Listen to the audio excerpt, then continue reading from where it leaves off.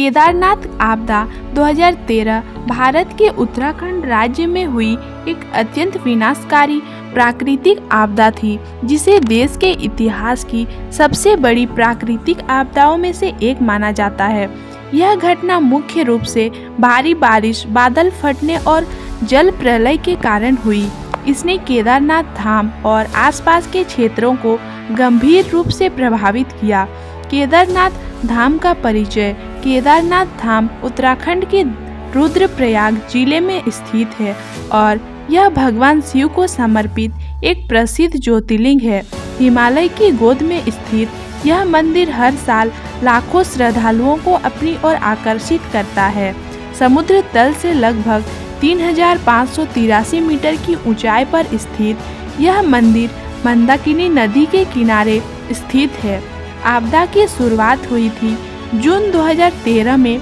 उत्तराखंड और हिमाचल प्रदेश में भारी बारिश हुई, जो सामान्य से कई गुना अधिक थी। यह बारिश 14 से 17 जून के बीच अपने चरम पर थी। 16 जून को केदारनाथ के पास बादल फटने और लगातार हो रही बारिश ने मंदाकिनी नदी, अलकनंदा नदी और अन्य सहायक नदियों के जल स्तर को तेजी से बढ़ा दिया। केदारनाथ के पीछे चौराबाड़ी झील, जिसे गांधी सरोवर भी कहा जाता है, भारी बारिश के कारण टूट गई। इससे बड़ी मात्रा में पानी, बर्फ और मलबा केदारनाथ की ओर बहने लगा। इस जल प्रलय ने क्षेत्र में भारी तबाही मचाई। आपदा का विनाशकारी प्रभाव। नंबर 1, केदारनाथ मंदिर परिसर। मंदिर के चारों ओर बाढ़ और मलबे ने सब कुछ नष्ट कर दिया। हालांकि मंदिर की मुख्य संरचना को कोई बड़ा नुकसान नहीं हुआ, लेकिन इसके आसपास की इमारतें और दुकानें पूरी तरह से तबाह हो गई। मंदिर के पास बड़ी बड़ी चट्टानें आ गई, जो संभवतः मंदिर को और अधिक नुकसान से बचाने में सहायक रही।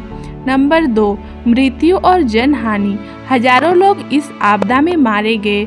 मरने वालों की संख्या का सही अनुमान नहीं लगाया जा सका, लेकिन 5700 से अधिक लोग लापता घोषित किए गए थे।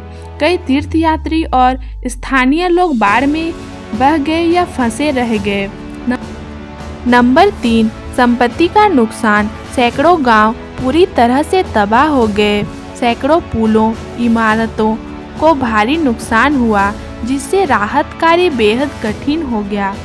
नंबर 4, प्राकृतिक संसाधनों पर असर। जंगलों को व्यापक नुकसान हुआ। नदियों का मार्ग बदल गया, जिससे क्षेत्र का भौगोलिक स्वरूप भी बदल गया। राहत और बचाव कार्य। इस आपदा के बाद भारतीय सेना, वायुसेना, राष्ट्रीय आपदा प्रतिक्रिया बल और अन्य एजेंसियों ने मिलकर बचाव और राहत कार्य शुरू किया। हेलीकॉप्टरों का उपयोग करके तीर्थयात्रियों और स्थानीय लोगों को सुरक्षित स्थानों पर पहुंचाया गया।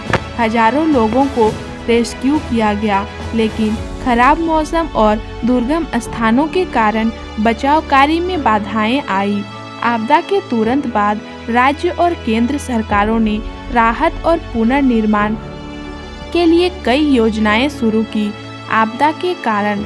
इस आपदा के लिए प्राकृतिक और मानव निर्मित दोनों कारण जिम्मेदार थे।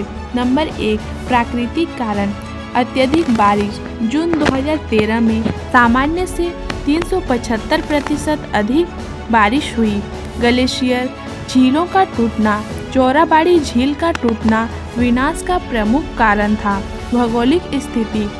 केदारनाथ क्षेत्र की भौगोलिक स्थिति इसे भूस्खलन और बाढ़ के लिए संवेदनशील बनाती है। नंबर 2, मानव निर्मित कारण।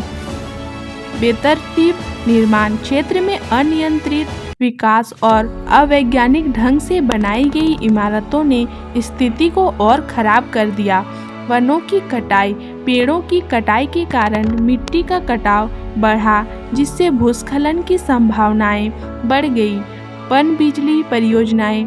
नदियों पर बनाए गए बांधों और अन्य निर्माण कार्यों ने प्राकृतिक जल प्रवाह को बाधित किया। पुनर्निर्माण और आज का केदारनाथ। आपदा के बाद केदारनाथ को पुनर्निर्माण के लिए नई योजनाओं के तहत विकसित किया गया। प्रधानमंत्री नरेंद्र मोदी की पहल पर केदारनाथ धाम का पुनर्निर्माण हुआ। मंदिर के आसपास बुनियादी ढांचे को पुनः स्थापित किया गया और क्षेत्र को सुरक्षित बनाने के लिए विशेष उपाय किए गए, जैसे मंदिर के आसपास मजबूत दीवारों का निर्माण, बाढ़ के प्रभाव को कम करने के लिए नदी के तट पर बैराज बनाए गए, तीर्थयात्रियों की सुरक्षा के लिए मॉनिटरिंग और अलर्ट सिस्टम लगाए गए। आपदा से सीखा गया सबक: पर्यावरण और पारिस्थितिकी का संतुलन बनाए रखना आवश्यक है। निर्माण कार्यों में वैज्ञानिक दृष्टिकोण अपनाना चाहिए। बाढ़ और भूस्खलन जैसी आपदाओं के लिए चेतावनी और बचाव प्रणाली को मजबूत करना जरूरी है। 2013 की केदारनाथ आपदा ने न केवल प्राकृतिक आपदा थी, बल्कि यह मानव हस्तक्षेप और प्रकृति के बीच असंतुलन का परिणाम भी था। यह घटना हमें याद दिलाती है कि हमें अपने पर्यावरण का सम्मान करना चाहिए और पारिस्थितिकी के साथ संतुलन बनाए रखना चाहिए। केदारनाथ धाम आज एक बार फिर से अपने प्राचीन स्वरूप में खड़ा है, लेकिन यह घटना इतिहास के पन्नों में एक दुखद अध्याय के रूप में दर्ज है।